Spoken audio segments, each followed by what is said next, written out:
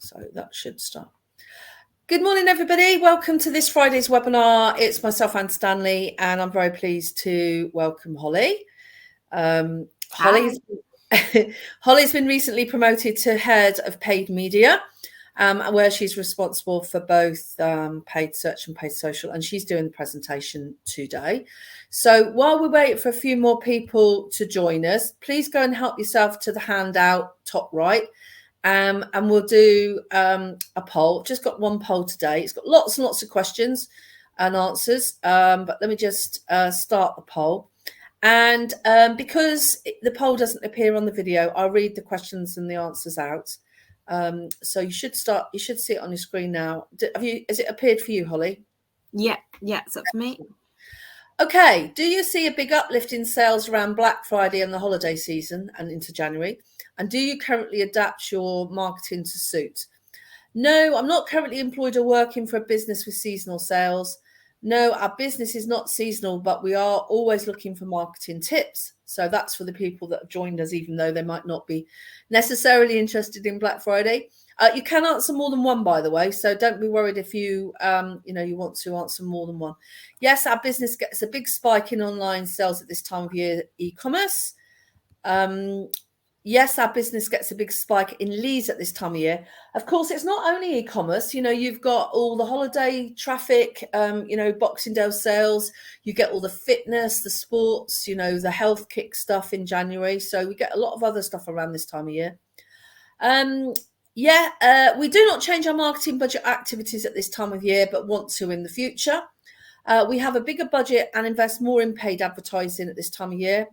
We don't have a bigger budget, but we are more active on social media, email, PR, etc.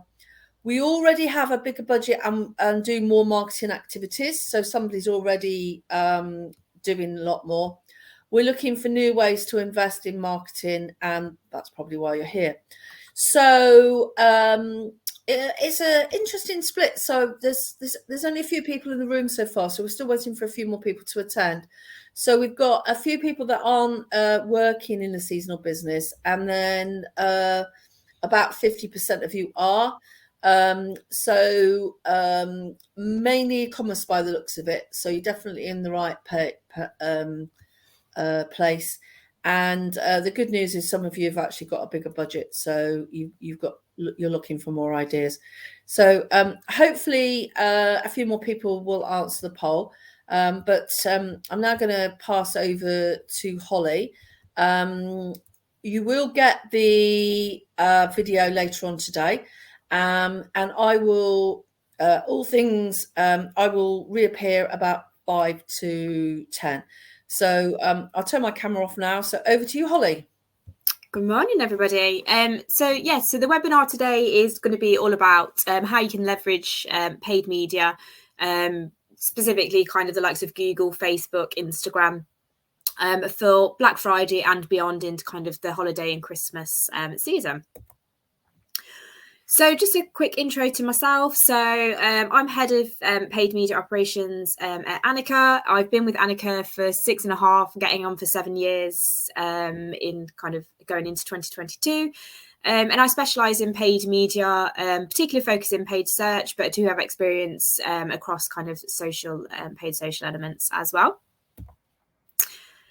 And then just a little bit of background on Annika. We have vast experience across different sectors, but we do have a kind of a little bit of a specialism in companies that manufacture and build their own products.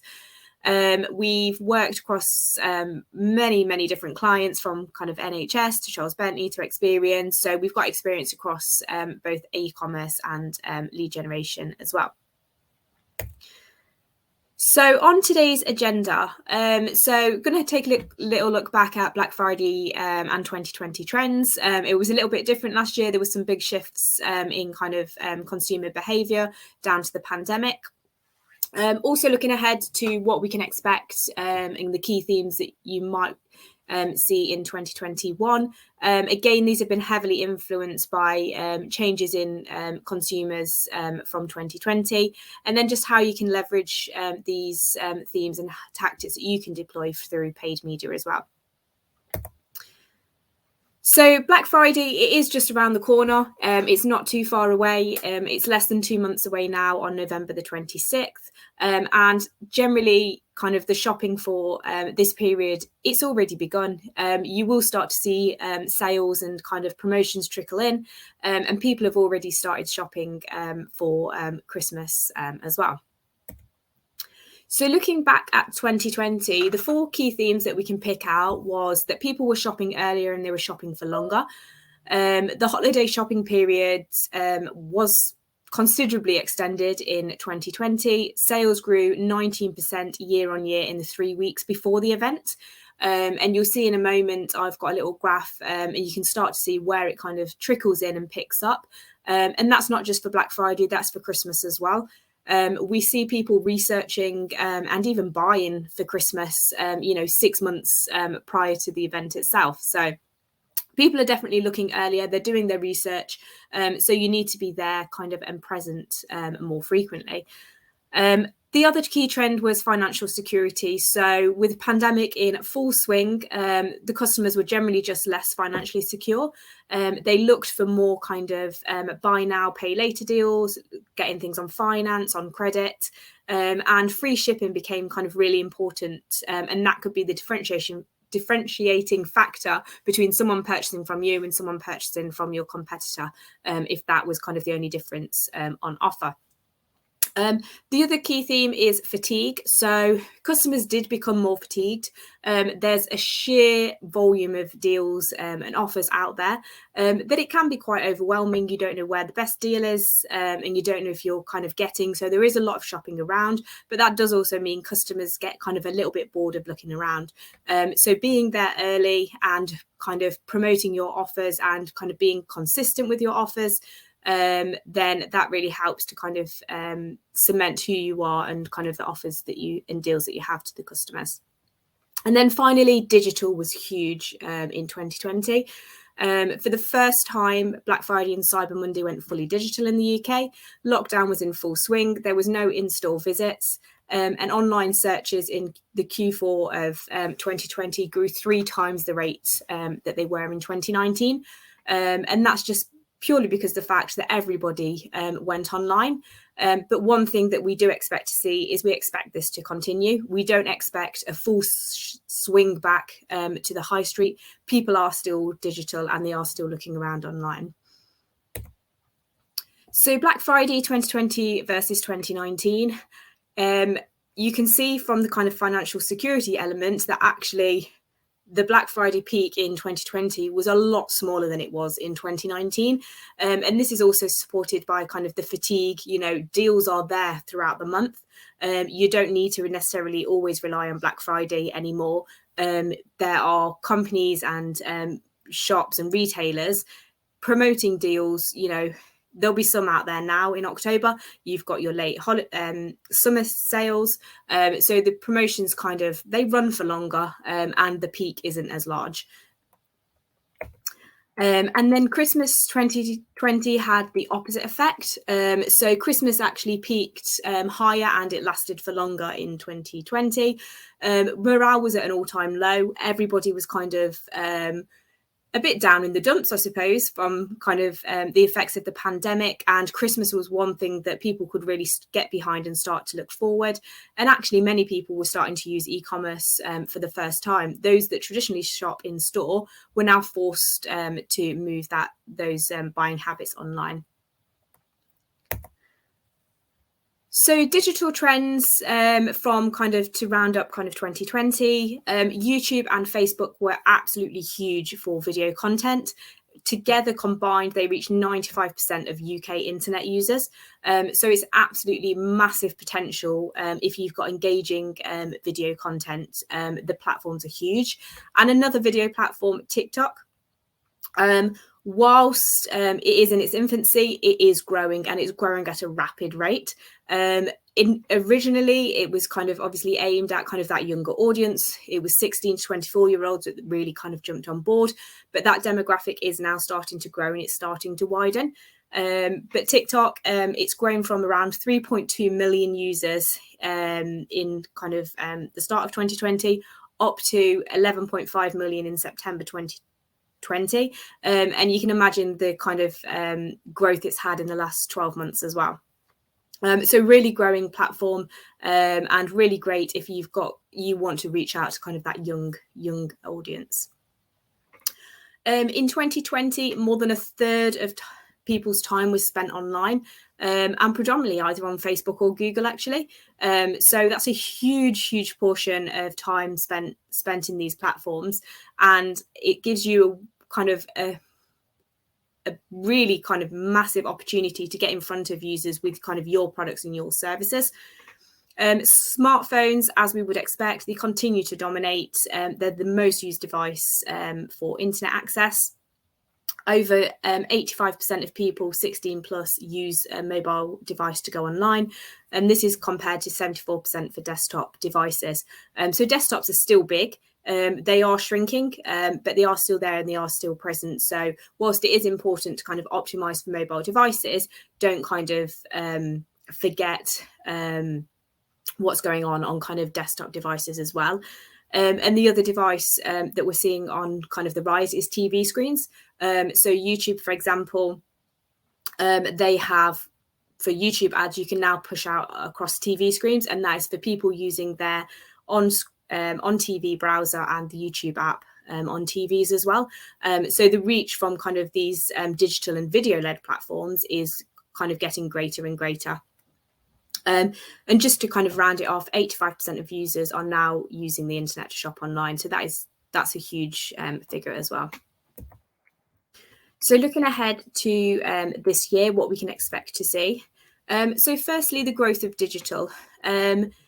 Overall, there's an expected 11.6% growth in digital, and this is coming across kind of the retail peak. So whilst we did see an increase in 2020, we expect to further see growth on this in 2021 as well. Users are looking to shop smarter. Yes, they have better financial security this year, but their behaviours have kind of permanently shifted. They are using more terms like best, affordable, sales, deals, anything that can kind of save them money, but they're still getting great value for money. So they are shopping a lot smarter. People are looking to support local, so they've become more eager to buy from smaller independent businesses. They want to kind of move away as much as they can from the likes of Amazon. So they want to kind of give back in their kind of local communities. People are shopping earlier and they're shopping for longer. So as I mentioned, there's a bit of a blurred line now between Black Friday, Cyber Monday, Christmas shopping. All the deals kind of roll out. They'll start coming out from early November. And whilst people might promote these as Black Friday, actually Black Friday has become more of a month event than it has a day. And there is little differentiation now between Black Friday, which used to be kind of obviously in-store, and Cyber Monday, which used to be kind of the digital version. There is very kind of little difference between the two now. And then the fifth and final trend that we're kind of pulling out is there's going to be more research moments. So users or consumers, they're starting to plan earlier and they're buying earlier as well. 68% of users in research by kind of Microsoft indicated that they started planning by the end of the summer. So that's, a good 4 or 5 months in advance of Christmas as well. So what can you do with these trends? So the first one, the way you can kind of optimize and maximize what you're going to get out of these outside of the paid media tactics. For the growth of digital, look to smooth out on-site frictions. So just making sure your site is running as slick as it can be, making sure navigation is clear, making sure the checkout process is simple. And also consider, is your server fit and is it ready for kind of any peaks in demand? Do you need to kind of increase the bandwidth there? And just a little stat for you from kind of Google, a 0.1% decrease in page load time can boost your conversion rate by 8%. So site speed is huge, and there's some tools that you can use. Google's got one. All you need to do is type in website speed into Google. It will kick back a lot of tools that you can use to test your speed, both on desktop and mobile. And it's key that you test on both and just make sure kind of it's running as smooth as possible across the board. The second one, looking at how users are shopping smarter. So one of the key things that you can do to really influence this is making reviews a priority. before you want to expand your digital presence, just make sure that you've got that kind of backup there. You're collecting reviews, and it's going to strengthen buyer confidence in your brand. They can be on-site reviews. They can be through a third-party platforms such as TikTok, for example. So TikTok's got a lot of kind of user-generated reviews. It's kind of product reviews as and then. It's not something that kind of you're obviously in control of, unless you're kind of getting in with an influencer strategy. But the reviews can be across the board, and any kind of promotion you can get in this way is going to benefit your business. And just some more stats from Google. So 50% of users surveyed use Google to research in-store purchases. So it's not just that digital element. People are using Google and kind of online methods to research before they go and buy in store as well. So it's important that you're there, and the reviews are going to play a massive part in where users decide to purchase. And then there's a massive trend on TikTok. So TikTok made me buy it. It's got over 3 billion views. So just again, strengthening that part of how important platforms like TikTok and kind of Instagram can be for those real life user reviews from kind of influencers out there as well. The third one, looking to support local. So for this, it's really important to showcase your company values. You need to give users a reason to shop for you, but you also need to make sure that it's authentic, make sure it's in keeping with your brand. It can be anything from whether it's sustainability, whether it's environmental issues, whether it's you supporting kind of local initiatives. But overall, users are looking for a reason to shop local and a reason to support a good cause at the same time. So 600% increase in searches for ethical online shopping over the last 12 months, which is kind of, it's a massive increase. So if you can kind of get on board with any of these key trends, just make sure it aligns with your business, but it's going to kind of benefit you as well. The fourth one is looking at how we can support earlier and longer. And this one is really all about kind of utilizing cross-channel. So the consumer's buying journey is extending, it's lengthening. So you need to be there at the point of brand awareness. You need to be there when they're researching and consideration, and you need to be there when they're ready to buy. And you can use multiple touch points, whether it's using search, whether it's using shopping, social, whether you're in Facebook, Instagram, just combining all the platforms together to make sure you're there, inspiring, engaging, and converting all across the board.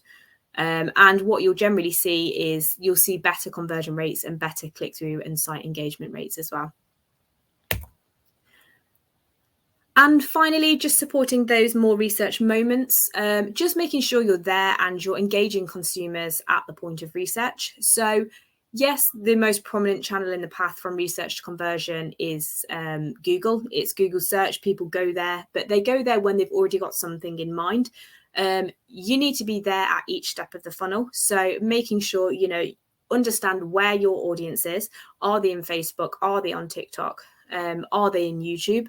And using that knowledge and that understanding of your customers to make sure you're there at every kind of point, and making sure you're influencing them as well with your content.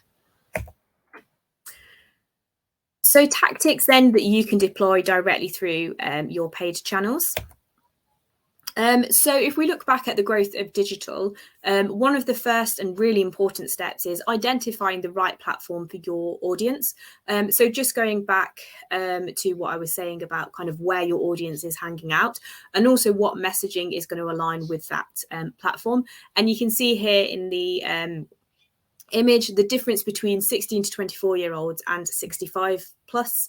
So if someone 65 plus, really their main channel is Facebook. That's where you're going to find your audience. Whereas someone 16 to 24, their time is quite broadly split across a number of channels. Snapchat is still huge for this age range, and you can see kind of the growth of the likes of TikTok in there as well. So understanding where your audience is going to help you to kind of capture them and be there when it matters most.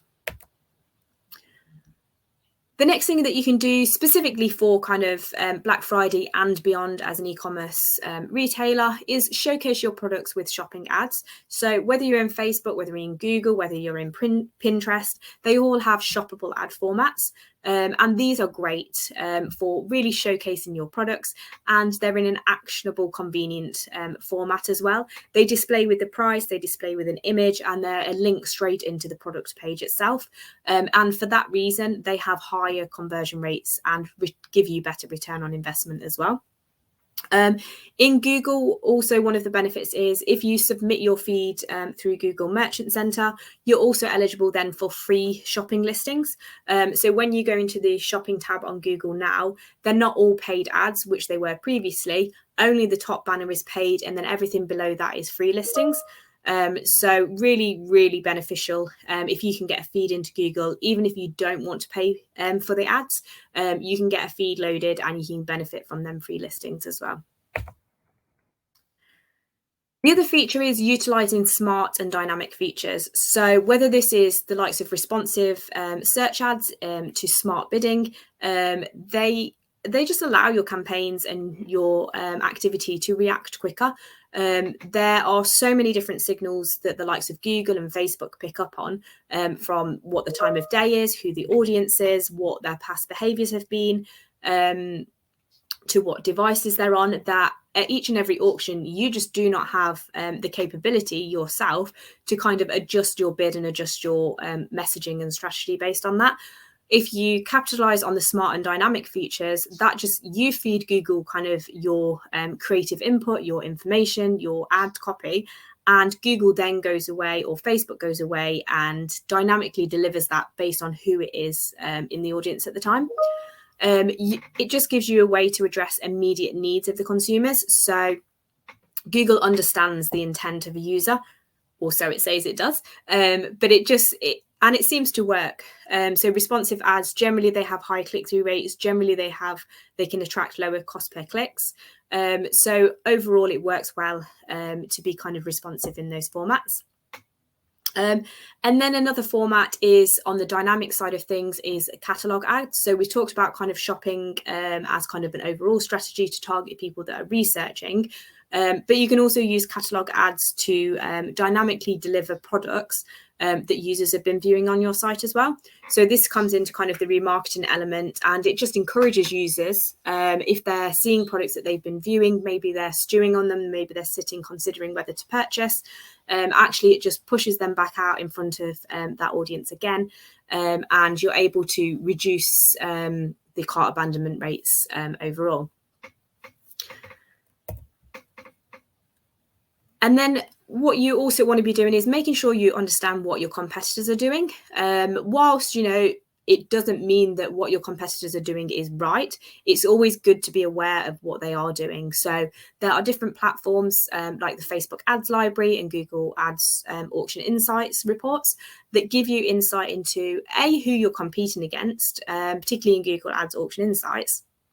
It shows you who you're competing against for your set of keywords, and also what the impact of that is on your results, essentially. The Facebook Ads Library is a really great tool. You can go in there and you can look up any business on Facebook that's running ads. So all you have to do is go in, type your location, and then find the company page. And it's going to show you all the ads that are currently live for that business. So for your competitors, it's a really, really quick win to go and see, just what are they doing, and is there anything that you can learn from that as well. And then finally, if you're really kind of want to know more, you can also get competitor audits completed as well. And that looks across kind of the full picture of what are they doing kind of organically, what are they doing ads wise, across kind of all channels as well. So moving on to shopping smarter, the main draw on this one is showcasing financial choices, really. So across the likes of Google Ads, you can use call out extensions and you can use promotion extensions. And this helps you to promote things like free delivery options. If you've got a deal running, you can add a promotion code to your ads. And it just really kind of enforces kind of those key sale messages and those benefits of shopping with you when it comes to a financial perspective. You can also utilize things like price extensions in kind of Google Ads as well. So these showcase in your text ads what the price of different products or services are, and they can be a way that supports the likes of the shopping ads as well. And then also just within your ads, you can use, the likes of the call out extensions or the site links or the ad copy itself, just to promote what your payment options are. So, do you have buy now, pay later? Do you have finance and credit options? Even some little things like if you have in-store facilities, do you offer kind of click and collect? So anything that's going to kind of help showcase how you are kind of financially the right choice for that customer. And then you can also use the ads to reinforce what the rewards are. So customers really want security when they shop. They want to know that they are getting the best deal for their money, whether this is down to kind of shipping costs, whether it's down to your customer service. You need to make sure that you're getting this message across to the customer. So if you're getting customer testimonials, if you've got good reviews across the likes of social, you can pull this out into the ad creative, make that a statement in itself, and ensure you're just, when it comes to Google, pulling in product and seller reviews. So if you're using a third party like reviews.co.uk, for example, they have kind of direct APIs into this and they push the reviews back out, but just making sure it is happening, particularly the product and seller reviews, just because the product reviews, for example, once you're opted in and once you're pushing your seller product reviews in, you can benefit from everybody else's because they are at product level and not seller level. So when you see an ad, a shopping ad on Google, and it's got reviews there, they're not specifically for that one company. They are for the product as a whole. So Google essentially combines everybody's reviews for that product and one of the ads will show with it. Whereas seller reviews are directly related to kind of your business and they can appear with the Google search results. The third element in supporting local, obviously with this one, location does matter. And when it comes to Google and Microsoft Ads, you can utilize ad extensions that will display your business location. So if you have in-store facilities, then, why not push these out as kind of an extension, direct users to your store. When a user sees one of these location extensions, if they click on it, it will bring up the Google Maps and they'll be directed straight there. And it also just makes it easier. If the user can see your contact details, whether it's your phone number, whether it's your location, it just adds another level of trust to know that there's a physical location out there and you're not just kind of an online only presence. Overall, in the last kind of 12 months, the searches available near me grew 100%. So there's a massive growth and a massive demand for these local elements. And as people kind of are going out more and they're getting back out there into society, then actually, people are going to be looking for those more in-person interactions as well. And then finally, on the likes of Google, there's a feature called Ad Customizers, and these help you to tailor your ads based on where a user is located. So each ad for each and every auction will change based on whether the user's in Leicester, whether the user's in Nottingham. It will dynamically update with their location in there as well. So they're a really good one if you want to kind of really narrow down on that location element. When it comes to the users looking for earlier and longer, one of the key things that you can do is always keep on top of your keyword research. So keep adding new relevant and emerging keywords. So tools like Google Trends can help you identify if there's kind of new keywords coming into the market. New trends pop up all the time. Just make sure that you're kind of staying on top of them, keep an eye on your search terms report, and just keep on with kind of keyword research. People kind of change their habits and change the ways of how they search for different products and different services. And you can also use the same principle to find kind of new audience segments as well in the likes of kind of Facebook or YouTube ads, for example. where you kind of build based on kind of interests. And as you get a deeper understanding of your customer, then there's always going to be kind of little changes and little bits that you can add to expand your reach and kind of make it more relevant. You can also, one of the great ways, and we touched on it at the beginning, is you can inspire action with video. So this comes down to kind of the awareness and consideration stage. But video now it's not just about kind of entertainment. People are there to learn, they're there for inspiration. The platforms like Facebook, YouTube, TikTok, Instagram stories, they all allow you to capitalize on this. And it's got a massive, massive reach and potential viewing. People kind of sit there, they scroll through topics on discovery pages. They actively search specific videos. So people, looking for DIY videos, if you were the likes of B&Q, you could pull out this specifically and target those kind of videos in there as well. So with YouTube, there's so many kind of targeting options. You can target people who are actively searching for different products and services. You can target people based on the channels and videos that they're viewing. So if you directly correlate, or you've got kind of a complementary product to what people are viewing on YouTube, then why wouldn't you put your video in front of those specific channels? And when the users and consumers are on kind of the likes of YouTube and Facebook, and they're kind of engaging with the content, they can shift from passive browsing to active purchase if your content is inspiring and engaging enough. And YouTube have specific ad formats, so they have shoppable ad formats that really kind of promote that action. And if they do see a product that they like within the video, they can click it directly below and it will take them away to the product page. And generally, just kind of a little stat for you, the average person in the UK spends 46 minutes viewing YouTube per day, and then more than 20 million people watching YouTube now on their TV screens. So that's a massive, massive reach, and that just gives you another angle where previously maybe you wouldn't have considered running any kind of TV advertisement. Well, YouTube's actually very measurable. So where for the likes of kind of traditional TV, or even some of kind of the digital TV formats, you don't get the full kind of stats and you don't get the kind of the full relay. Well, actually for YouTube, you get all the same information you would as if a user was viewing on a mobile device.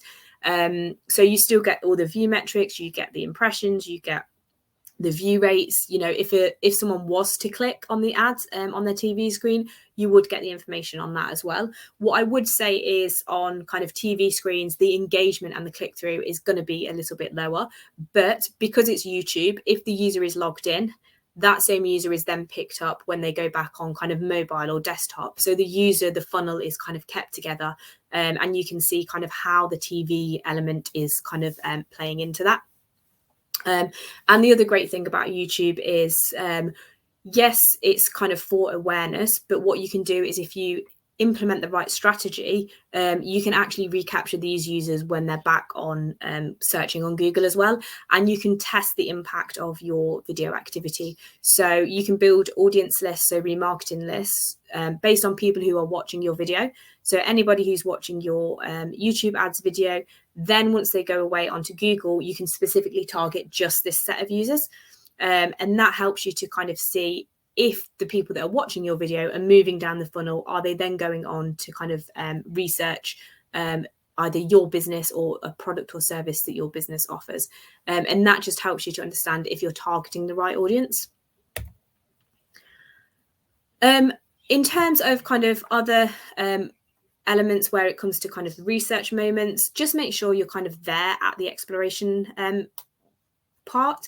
There's been noted increase from Google in kind of searches of should I, would I, design ideas, and these are people quite at the start of kind of their purchasing journey. But if you're not there at that point, and they kind of move into the consideration, then actually do they miss you entirely? So it's important to be there and important to build that strategy, not just around conversion, but around how you're going to feed the funnel through kind of awareness and consideration as well. And And, in the likes of, Pinterest and platforms like that, you can capitalize on this aspirational and inspirational content. So Pinterest is all about those kind of top of the funnel moments. So understanding how you can kind of be present and inspire the audience at that point will help you to kind of move those users through the funnel. And once you've got them to your website, once you've got them engaging with your ads, you've got them in a remarketing audience list, and you can retarget them in different channels then as well. In terms of kind of those research moments, there's two sides to kind of who you want to reach. You want to reach users unfamiliar with your brand. So this is all about kind of the awareness and the consideration. So whilst, yes, they aren't familiar with your brand, you also want to make sure you reach in the right audience. So you can use detailed targeting across kind of search and social. So whether it's interest-based, whether it's job-based targeting, both platforms, both channels support that kind of activity. And this just helps to kind of get your business in front of these consumers before they've decided on which business or brand that they're going to purchase from. So, make use of non-brand keywords in Google search. So anything that isn't kind of defined by a brand, whether it's your brand or whether it's kind of a third-party brand that you kind of stock. Utilize interest-based targeting, utilize demographics. So if you specifically want to reach a certain age range, a certain gender, anything like that, then you can use demographic targeting. And the likes of YouTube, for example, there's targeting based on life events. So if you specifically fit into one of those categories, such as somebody you want to target people that have recently retired, and people that have recently purchased their own home, people who've recently graduated, then you can kind of touch on that as well. So there's so much targeting opportunity. And then the final one would be kind of lookalike audiences. So lookalike audiences allow you to kind of reach new prospects, but prospects that share the same kind of makeup of your existing customers. So the list is built off of one of your website lists. So ideally your customer list, your past customer list. So what would happen then is if you build it off your past customer list, Google, Facebook, Pinterest, they all have kind of these features. They go away and they find new users who are not on that original list. They're not your past customers, but they share the same traits as your past customers. And that's a really great way of finding new prospects that are just like your existing customers. And we see really good conversion rates through these type of audiences. You also want to demand more from your past customers. So just because they've shopped with you once, it doesn't mean they're necessarily going to come back again. So look to capitalize on your first party data. So, create audience lists off of your past customers, but also create it off of things like people who are signing up to your newsletters and things like that. And that way you get a really good wealth of customer databases that you can upload, that you own, and all of the platforms support them. So whether you're in Google, whether you're in Facebook, whether you're in Pinterest, they all support the upload of your own email databases. And it's just a way for you, outside of potentially emailing, you can notify them in kind of these platforms in different settings of, upcoming promotions, remind them of kind of why they should buy from you again, just reinforcing kind of your brand messaging. So emphasize, your great customer service. Are there specific rewards that the user get? Have you got some kind of special offers on? And anything like that. And as I said, if you've got these lists, they're really great lists to create lookalike audiences off of as well.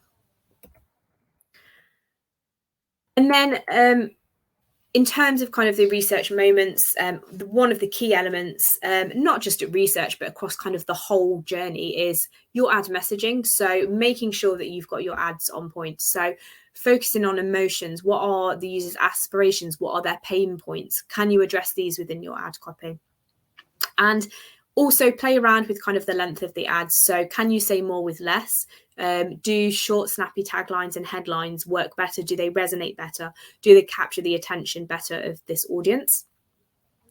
Personalize your ads for different audiences. So don't just use the same ads for your remarketing that you're using for your prospecting. These people are at different stages of the funnel and they want different things from you. So making sure you understand what the objective of your campaign is and what ad you need and messaging you need in order to kind of engage that audience at that particular point. If you've got any financial or promotional incentives, if you've got 10% off, if you have free delivery, if you have click and collect, can you promote these within your ad copy? And is that a benefit and a pain point that maybe the user is looking for and looking for you to address? Use kind of active verbs, making sure kind of, when you're speaking to the user, asking them to kind of do something. Always, as I say, check on what your competitors are doing, leverage your brand values. So going back to kind of the initial bit about kind of supporting local, but also kind of ethical or environmental, or what you're doing kind of locally, leverage these kind of values within the ad copy as well, and speak to the user's emotions when you're kind of pushing this message out, so how they can help you to support what you're doing in the environment or ethically as well. You can also test things like asking the user questions, so igniting a thought within that user. Are you looking for this? Are you looking for Black Friday deals? Or some competitors can be quite cheeky with kind of their ad copies. So looking at kind of how you can ask a question and kind of influence your brand into that as well. Always try and include trust signals. So whether that is kind of reviews, how you're kind of rated from customer service, anything kind of like that. Like I say, add in location and phone numbers, anything that would kind of indicate that you're kind of a trustworthy business as well. And then for the likes of kind of YouTube, display advertising, any across kind of the social platforms, test your visuals. Does image work best? Does video work best? Which gets more kind of engagement? Which gets more kind of sales as well? But also in between kind of those, not just testing one against the other, but also testing different types of imagery and different videos as well. So just some free tools that you can use to help you kind of plan and assess what's going on. So Google, for example, is in Google, you've got things like Performance Planner. So Performance Planner is a tool that essentially enables you to plug in details of a planned campaign. So understanding essentially if I was to give this audience or these keywords, this budget, and use this bid, what would I expect to get out at this particular time? So it forecasts for you what you can expect to get for your budget, and it helps you to understand where there's going to be key trends and key peaks that pop up. Auction Insights, as I mentioned, that's a competitor one, so it helps you to understand for the set of keywords that you're using, who is also appearing for those keywords as well. In Google, you've also got things like the retail category reports. So in your reporting section in Google Ads, you can run reports on each of your categories that essentially Google has deemed your products to fall within. So it might be things like home and garden. It might be things like sport. Google essentially categorizes your products into these various different ones, and you can understand which of your categories are performing best and kind of the differences between, and essentially where you should put your money, where you should put your budget, and where you should focus your energy. Finding out where you're going to get the most from your budget. Looking at benchmark cost per click, so CPCs.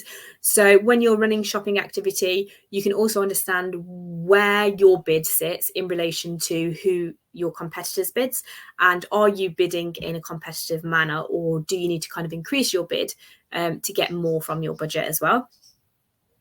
In Merchant Center, there's a couple of reports under the growth reports section. So the first one is price competitiveness. So this one shows you essentially for kind of the date period that you select, whether your price is competitive, whether it's above the benchmark, whether it's kind of within the benchmark, or whether it's lower than the benchmark. And that gives you an indication of kind of where your price point is in relation to your competitors for the same products. it can be really useful looking at this kind of over time and looking at it in relation to your click-through rates as well. So it enables you to see, okay, when my price was lower than the benchmark, did my click-through rate increase? And usually the case is that yes, it does. And you can see that when your price was over the benchmark price, did your click-through rate decrease? And you can start to pull together kind of what the ideal price is for kind of the click-through rates, and also any fluctuations. So if your competitor's got a sale on, for example, that's going to impact kind of how your benchmark price looks as well. And then the best sellers report, that's more so kind of as a category or as kind of e-commerce as a whole. So it's not necessarily in relation to your products, but within specific categories, you could find best-selling products. And, you know, it helps you kind of potentially in the buying process or, you know, product expansion. You can understand where bestsellers are and what those bestsellers look like as well. You can use Google Trends, as I mentioned, to find upcoming themes, things that are kind of trending at the moment, using kind of specific words, just even looking at near me searches in Google Trends. What does that show you? And I use Google Trends for kind of a couple of the slides, so the Black Friday and Christmas slides earlier on. And that just shows you, you know, when are these going to peak? So when it comes to, you know, Valentine's Day, for example, use the report to understand when people are starting to search for Valentine's Day. And that gives you kind of an indication of, okay, in 2021, they started searching at the start of February, or they started searching mid-January. This is when I need to launch my activity for the research phase. This is when I need to be present and kind of inspiring the users as well. Topics.seomonitor.com. Anne, I don't know if you want to, I feel like you've slipped that one in there. Is she there? She's not there, is she? So the SEO Monitor one, essentially, is more of kind of an SEO tool, but it looks across kind of the picture, and it helps you to kind of break down into categories and see essentially what's happening and who are the key retailers within those categories, and what's happening with those as well. I am here. I just had trouble getting my mic on. Basically, the topics.seomonitor.com allows you to go without logging into SEO Monitor and use quite a nice keyword tool. So what you can do is, if you wanted to put something like Christmas gifts, then what will happen is that it will give you all the key phrases related to that subject, the search volumes and the trends. So whereas trends will only sort of do a maximum of 5 key phrases, this will give you a lot more information. And they've even got trends.seo monitor, so you can look up a single word or group of key phrases. So it's just a really easy to use key phrase tool to see search trends and seasonality. So sorry for the delay. It's all right. Caught me just before I moved on. So, and then in Facebook, as I mentioned already, there's the ads library, which just helps you to see what, not just your competitors, but, you know, what other businesses are doing, because you can take inspiration from kind of other ads.